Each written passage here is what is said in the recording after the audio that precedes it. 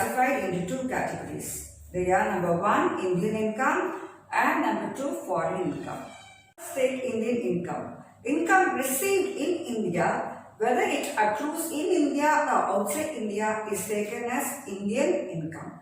Next is income accrued in India, whether it is received in India or outside India, is also taken as Indian income.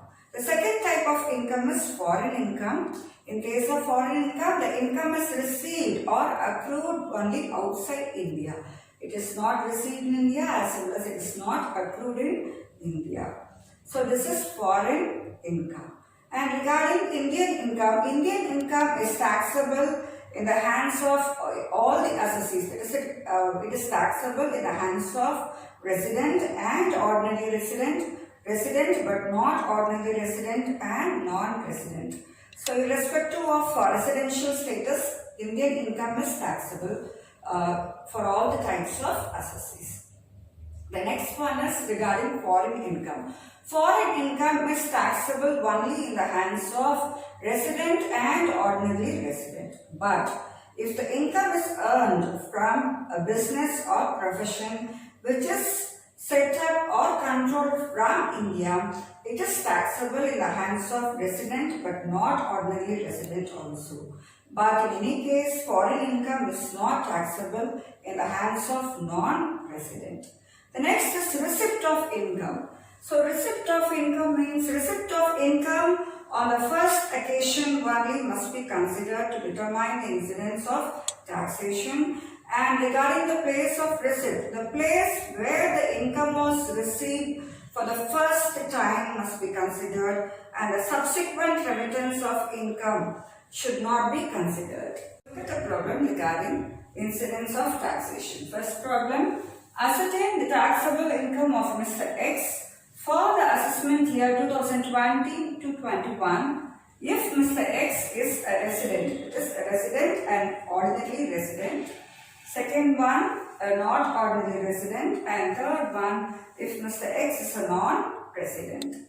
So the types of incomes are given in the problem. The first type of income is profits from business in Iran.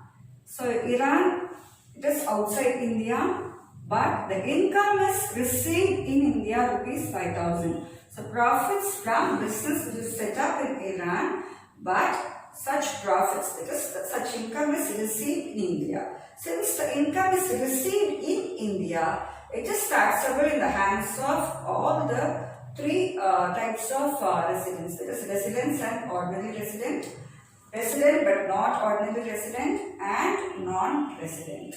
The second type of income is income from house property in Iran, received in India rupees 500.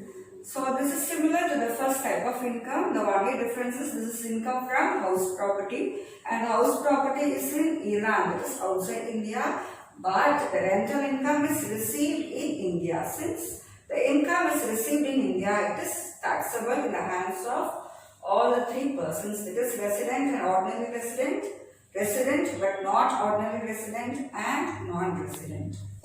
The third one is income from house property in Pakistan deposited in a bank there. In a bank there means in Pakistan. So income from house property is received in Pakistan, that is outside India, and it is also deposited outside India, that is in Pakistan. So this is a purely foreign income. Purely a foreign income and is taxable only in the hands of resident and ordinary resident. It is not taxable in the hands of resident but not ordinary resident, and in case of non-resident also. The next one is profits of business established in Pakistan. So the business is set up in Pakistan and the profits are deposited in a bank there. The profits are deposited in a bank which is situated in Pakistan, and the total amount of profits earned is rupees 20,000. So out of 20,000, a sum of rupees 10,000 is brought into India. So this is not the first receipt, this is the subsequent remittance.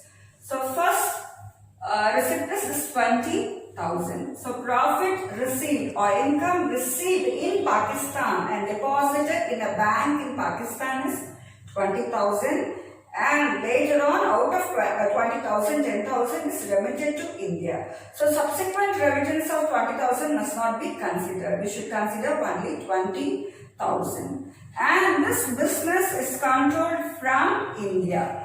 So this is a foreign income. So since it is a foreign income, it is taxable in the hands of resident and ordinary resident. And the business, since the business is controlled from India, it is taxable in the hands of resident but not ordinary resident. Since it is a foreign income is always not taxable in the hands of non-resident.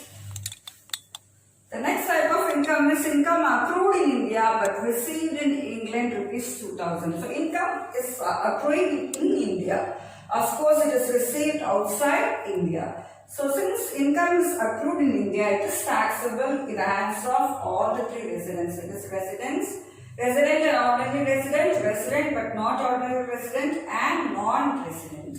Next income is profit earned from business in Kanpur, rupees 6,000, and Kanpur is in Uttar Pradesh, which is in India. So profit from business which is situated in India, it is an Indian income and it is taxable in the hands of resident but not ordinary resident, and in the hands of non-resident also.